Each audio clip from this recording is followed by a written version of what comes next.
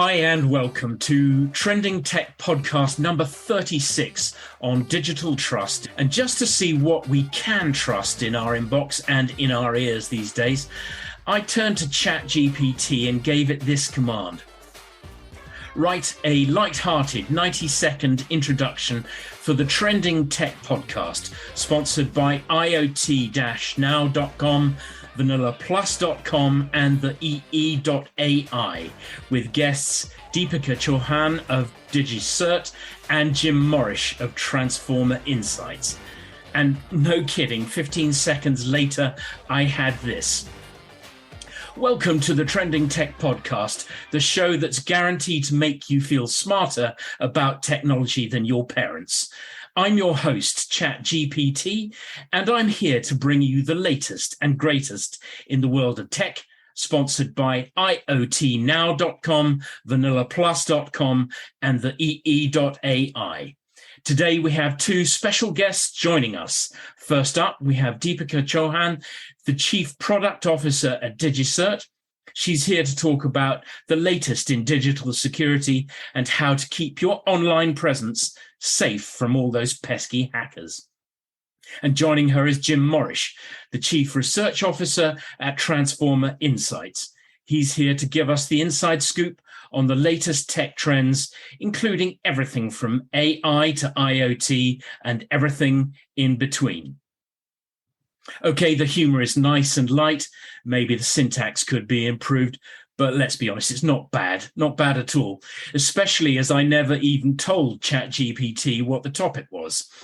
Although I might query the job titles, this would have taken me a lot more than 15 seconds to put together. Frankly, I'd still be swigging my coffee. So let's rewind and start properly. Hi, and welcome to the real start of episode 36 of the Trending Tech Podcast. It's the one on digital trust and takeover by ChatGPT. My name's Jeremy Cowan, and I'm co-founder of the telecoms and technology sites already mentioned twice. Thanks for joining our growing global band of listeners. As you heard, today we're joined by Deepika Chauhan, Chief Product Officer of DigiCert, global provider of digital trust. Very nice to be here as well. Excited to have the conversations on such an interesting topic. Indeed. And yes, you may have had a spooky insight that we're also joined here by Jim Morrish, co-founder of the analyst and consultancy firm Transforma Insights. Jim is part co-host today. In fact, he'll be taking over from me very soon as I'm stepping out of the tech scene. But we also want to hear his tech expertise. So welcome, Jim. Thank you, Jeremy. It's great to be here. Good to have you back again. And thank you for everyone joining our sometimes serious, sometimes lighthearted look at digital transformation for enterprises. Now, before we get stuck into digital trust, let's take a quick look at some serious tech news stories our experts have spotted. And later, we'll have our usual tongue-in-cheek chat in the closing section called What the Tech, where we explore recent tech news stories that amazed or amused us. Jim, I'll come to you first, if I may. What's the serious tech news story that you found for us? Yeah, thanks, Jeremy. So the thing that popped up on my radar, particularly thinking about this podcast, was a story around Orange cyber defense, and they're recruiting 800 people in Europe in 2023. Last year, they recruited 777. Currently, they've got about 3,000 staff. And that just underlines the scale, I think, of the resources which are being dedicated to security. And there's a few other data points that set me thinking. I found a few other data points. So Ericsson, or their Cradlepoint subsidiary, acquired Ericom in April 23. EQT value-added infrastructure made an acquisition. Hewlett-Packard Enterprise, KKR, all within the last 6 months or so. And this really underlines to me the emphasis that's going to be placed on technology-based scalable solutions, because everybody seems to be hunting out resource, and there's a limited resource pool, and they're resorting to acquiring capabilities. So I think anything that comes in that's technology-based and scalable is going to be quite valuable in that context. I'm talking about value. Looking at that story, I was struck that Orange's cyber defense revenues have increased fivefold over the past 8 years. It's huge, but perhaps it shouldn't be surprising. My gut instinct is it's going to be much more in the next 8 years? I would expect that it is going to grow very quickly. I was slightly surprised at the fivefold. I'm not sure if that represents what the actual industry has done or whether they've been capturing market share, but certainly it underlines for me that it is something that is probably far more of an industrial concept, the industrialization of security and the application of that to enterprises than possibly many might necessarily imagine. I think it's regarded as something which is often regarded as something which is almost infinitely scalable and products based, and it is not. There's real resources and almost industrial process being applied to it. Yeah. Deepika, any thoughts on this? Yeah, I think it's very interesting what Jim is mentioning, because in our customer conversation, we are seeing something similar, that with the rapid complexity of the IT infrastructure across all the verticals, what we're seeing is the complexity of IT infrastructure is not just limited to taking care of the servers, the laptops, the users. It's all the different devices that exists as well. And so the headache for the IT teams has increased. It's not just the devices, it's also the software. The software that we use has so many different libraries, and we don't know where they're coming from. They're coming from third parties. Have they been signed? Are they secure? So more and more, we are seeing the digital trust is becoming a strategic imperative for companies across the globe, across the verticals. And it's not surprising as a result that many of these other companies are increasing their revenues from cyber defense. I think that's a fascinating insight on it from the trust angle. Deepika, which serious tech news story caught your attention? Yeah, so very interesting, somehow connected to what Jim was talking about, the rapid industrialization of the digital trust aspects. I also think there's a rapid consumerization of the security aspects. The story that caught my attention was, it appeared recently, a couple of weeks back, that open garage doors anywhere in the world can be exploited by a smart device. So essentially, we have the story of there's a universal controller, and the controller can be used to open the garage doors by the consumers, as well as some of the home security. But what researchers found was these controllers were using universal passwords. And using the universal passwords, they were also broadcasting the unencrypted email addresses, as well as the device ID and the first name and the initial. So as a result of that, the researchers were able to find out by looking at the firmware what that universal password was, because all the controllers were using that. And they were able to find out the information about other users, and they were able to actually, using any device, open garage doors, as well as alarm systems, disable and enable them for anyone. So this was a major hack. And this kind of speaks how essential it is to embed security on all these devices, because something so basic that we use day in and day out. Now, every time I'm using my garage door openers, I'm going to be concerned about it. And I thought that was very interesting. Yeah, this was on arstechnica.com, wasn't it? It is breathtaking that kind of lack of attention to security is being perpetuated. Jim, I was shocked, but perhaps I shouldn't be. It wasn't a surprise to you. Well, yes and no. So elements of that have happened before. I mean, the standard devices and the borrowing of codes to open things, I mean, that's been demonstrated. That can happen with cars. The universal passwords, those have been deployed into cameras, security cameras of all things. And the sharing of email addresses, those kind of things, it's been demonstrated that there are smart home solutions which do that kind of thing. But that really is a full house. I mean, that's a clean sweep of all of the really major problems which have emerged. There was one thing, as you described that, Deepika, there's one little element of security that it didn't quite ping, I think, which is a few years ago, there was a story of a doll, a children's doll, which is kind of a baby monitor, and also meant to be able to converse with the child.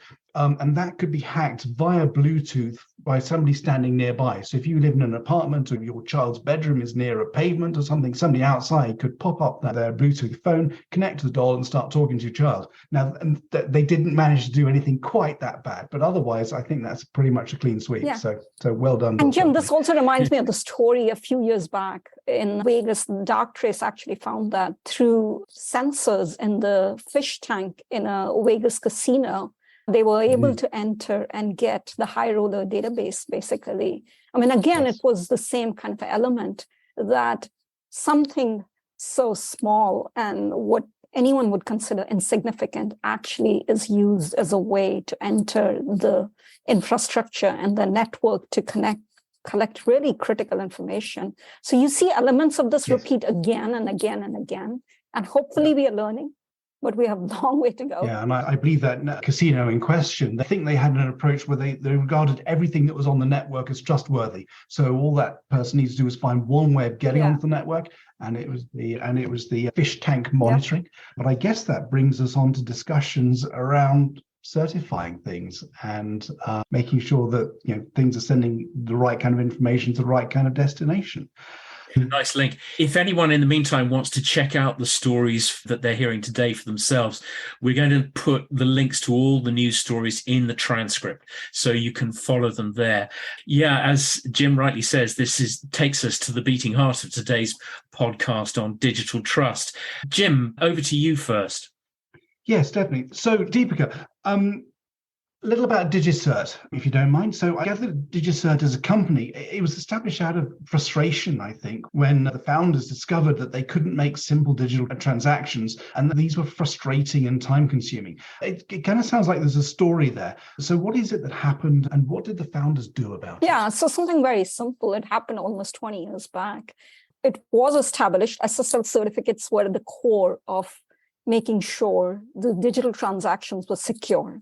So the founders were developing a web transaction engine, a website, and they were trying to get a secure certificate, SSL certificate. And it was very complicated for them to get the certificate, to deploy the certificates. And so they decided, it's a very common problem. Why don't we just start providing this as a service to the customers?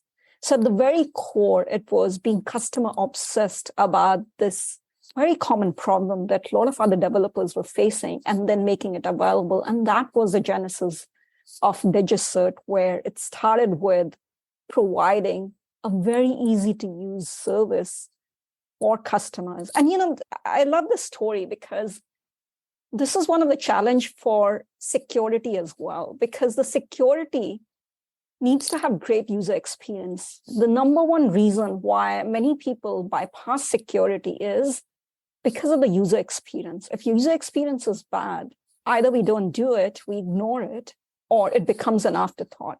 So it's always a balance between user experience as well as installing security. And that was the genesis of the DigiCert journey. Can we fast forward to today's Internet of Things, where IoT can support anything from smart home solutions to enterprise digital transformation? I mean, clearly, all solutions need to be secure and reliable. What are the key problems faced in securing IoT transactions? I would say the key problem today is that security is an afterthought in the IoT devices. There's so many different IoT devices, from medical devices to consumer devices to industrial devices to automotive. And every device, they have different maturity cycle depending on the vertical they are in. But I would still say for most of them, security is an afterthought. As an example, just 6 months back, FBI published a research and they looked at the medical devices in the hospitals, and they found more than 53% of the devices had vulnerabilities. And recently, as a result, FDA has issued a guideline, but that just speaks to, once you start researching, you find how so many devices we use day in and day out, whether in context of our work or daily lives, which have vulnerabilities. So it's an afterthought. I would say in the 5 years, we have come a long way and we are becoming more thoughtful, especially in terms of the customer conversation DigiCert is having in this segment. But we have a long way to go as well. the basic authentication, encryption, and non-repudiation. And let me just speak to it. When a device is talking to a device, how do you know it is actually that device and not something else? Or how do you know it's actually that user? When a software is getting installed on the device, how do you know there's not malware in it? Or these devices are so long-lived, how do you know the vulnerabilities have not been discovered and the software has not been patched? And how do you know the device-to-device communication is encrypted?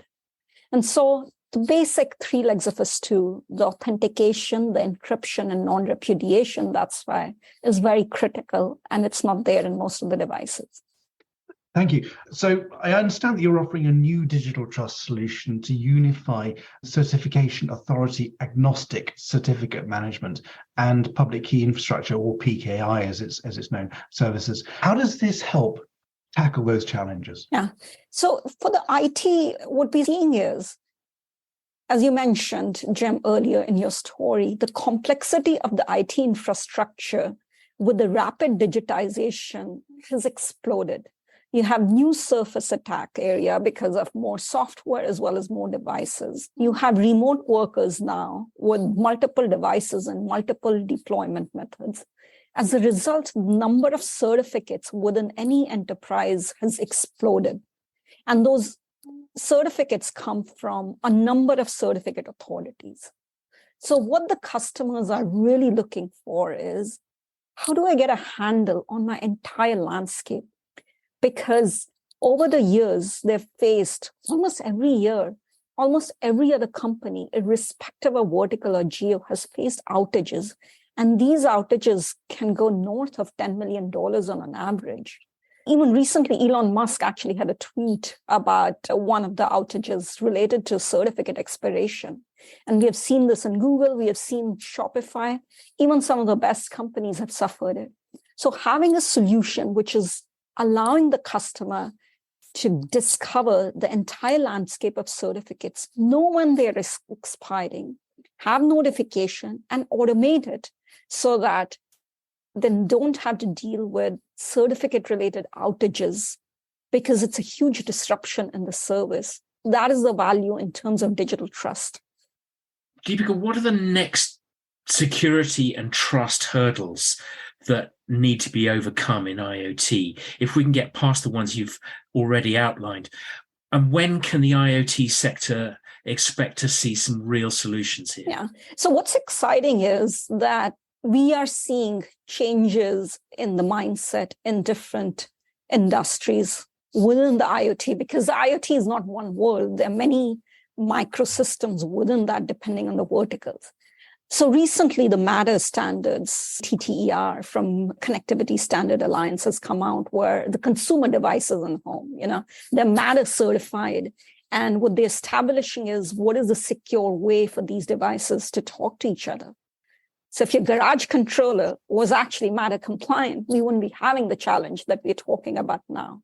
So that's talking about security within the home. And it's a great example where many of the vendors within that ecosystem connected and created a consortium. Is like, this is something that we have to solve for the devices to take off, because they could see the challenges. Now, the second thing is, sometimes you're seeing government regulations. So just last week, FDA came out with new regulations about the medical devices and what the guidance is for the medical devices to install the security-related best practices when they're deploying it within the hospital network, whether it's the insulin pumps or the patient monitors. And automotive is a similar story. So you're seeing more and more, whether it's government regulated or industry groups combining themselves to create these security standards. There's a talk of Internet of Medical Things, just like Internet of Consumer Things. And you have these widespread adoption taking place slowly. Looking at something that we talked about earlier, Deepika, we were referencing ChatGPT. Now, I know this isn't directly in your area, but just looking at it from a high level, there was some interesting research recently from NordVPN that showed a 625% rise from January and February this year compared to last year in ChatGPT hacking posts on dark web forums. How can users stay cyber secure when dealing with chatbots? That's a great question. And look, all of us are trying to use ChatGPT in the work as well as home environment because of the productivity advantages that it provides. But ChatGPT is also getting smarter based on the information it's gleaning. And how do we make sure it's not a case of garbage in, garbage out in terms of the data which is fed to make it smarter is actually the right data. It's not the fake data. And so there's a basic components of, I think, the authentication and the non-repudiation, which are still critical. If ChatGPT, for example, is scouring the internet to find out the information, how does it know which one is the right information and which one is not the right information? And I think over there are a lot of other, in fact, media organizations which have formed separately from the AI, the Content Authenticity Initiative, And if there's a perception of what content is authentic, then I think ChatGPT has extra levers to provide that information so that they know what is so-called fake content versus what is authentic content and give that information to the users. That's just one dimension, the many dimensions, of course. Understood. Jim, we are already seeing examples of, failures in Bard and ChatGPT bringing out or sharing information that is factually incorrect. Is there anything that you would add to what Deepika's already said on this particular aspect of the use of AI? Yes, there is actually. And what I would do is I would reframe the question and imagine it in 5 or 10 years' time, because this stuff gets easier. And right now, ChatGPT seems pretty advanced and Bard's pretty advanced as well. But that's going to be commonplace within a year or two. And then more sophisticated things are going to be around in 5 and 10 years. And to put a positive spin on it, the technology will be democratized. And there's a corollary to that, which will mean that anybody can get their hands on it. At that point, it's going to be a lot easier to get hold of something which has the capabilities that is represented by ChatGPT, the GPT-4 version today, the more sophisticated version. It'll be much easier for somebody of nefarious intent to get hold of that kind of capability. And at that point, it's very easy to deploy a model which is not necessarily accountable or managed by a company that's as responsible as OpenAI to, for instance, engage in fraud or fraudulent conversations with people and try and get people to part with money to make investments in imaginary stocks or something like that. So I think in 5 or 10 years' time, that there's going to be a really quite significant problem associated with this, just because it's been democratized and it's no longer focused on a few models which are managed in a fairly responsible way. And at that point, we're going to have to be really quite careful. It's going to be much more akin to the way that we would deal with emails nowadays.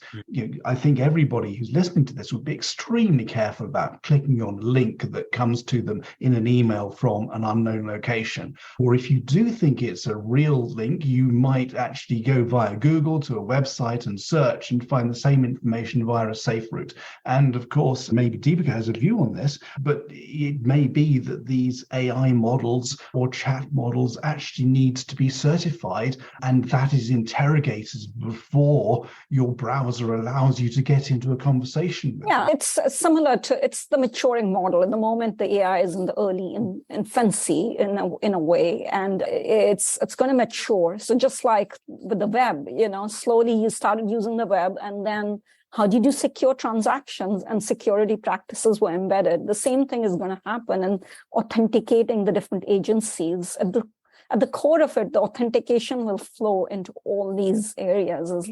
Who is it that's providing the information? Is the information secure? And that's where some of the basic tenets and principles that we've used for certificate authorities and PKI will be relevant. That's really thought-provoking. Thank you both. Okay, let's kick back for a moment and see what the tech has amazed or amused you lately. Jim, I'm going to ask you to go first. What have you seen? So an entertaining story, which is quite closely related to this kind of security theme we've been talking about, was an article which suggested that one of the most frequently used passwords in 2022 was Taylor Swift. I should say here at this point that none of my passwords include the words Taylor or Swift, but it seems that many out there do. But it did strike me, spinning back to the beginning or earlier in this conversation, that isn't as bad as the default passwords programmed into garage doors, because that's out there as public information. At least somebody has to guess Taylor Swift. So it is an improvement on that.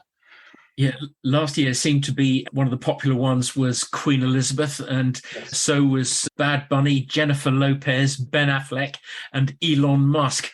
I think Benifer, as Ben Affleck and J-Lo seem to be tagged on social, are probably a bit too 2022. I'm willing to bet Charles and Camilla are not trending. Deepika, any thoughts on this? What can we learn from this?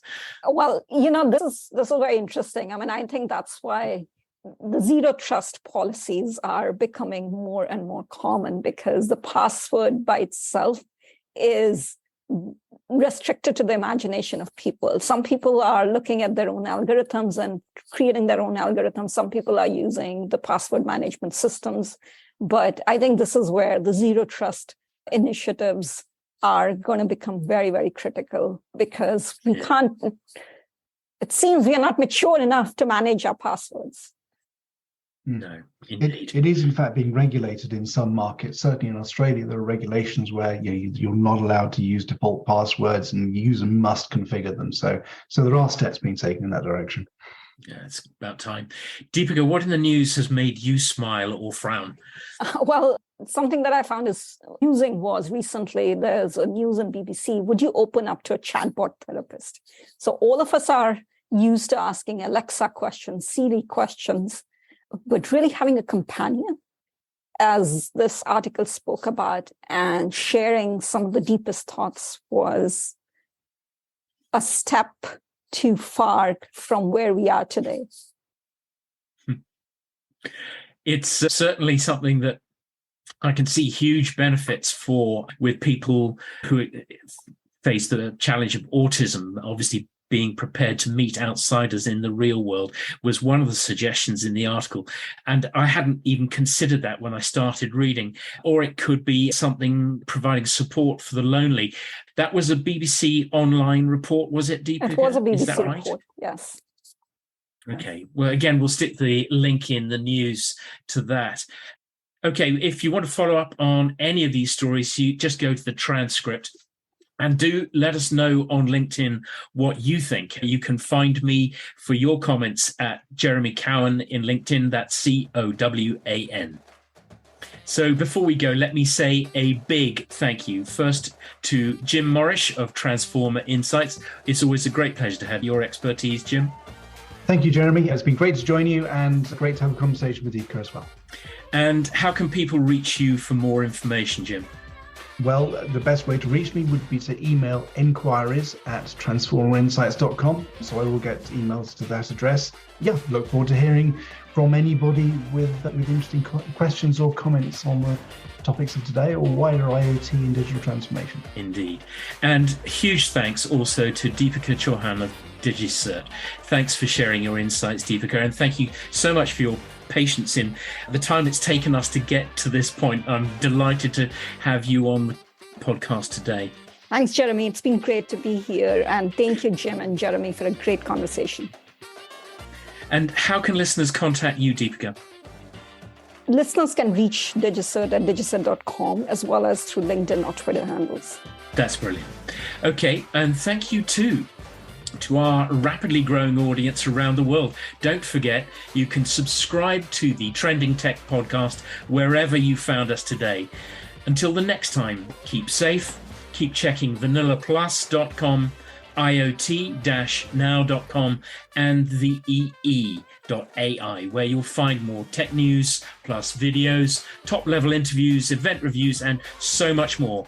And join us again soon for another Trending Tech podcast looking at enterprise digital transformations. Bye for now.